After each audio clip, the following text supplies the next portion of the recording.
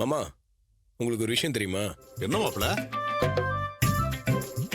இந்த மாதிரி டைனிங் டேபிள்ல உட்காந்து சாப்பிட்டா புவர் டைஜஷன், இந்த ஆசிட் ரிஃப்ளெக்ஸ், பேக் பெயின், முக்கியமா பயங்கரமா வெயிட் போட்டுருமா, ஒபிசிட்டி. நீங்க சொல்றது உண்மைதானா மாப்பிள? ஆமா மாமா, இன்னைக்கு காலையில நியூஸ் பேப்பர்ல கூட போட்டிருந்தாங்களே, நீங்க அதை பார்க்கல? ஓ மாப்பிள, நானும் இங்கே வரேன்.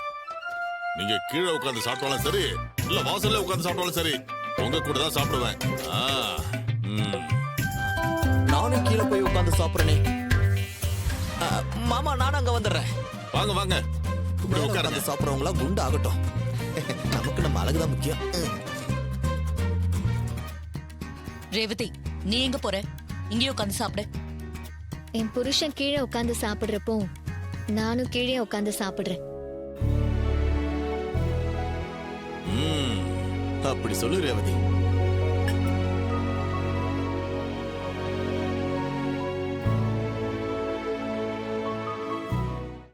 இன்றே டவுன்லோட் செய்து உங்கள் ஃபேவரட் ஷோக்களை என்ஜாய் பண்ணுங்க.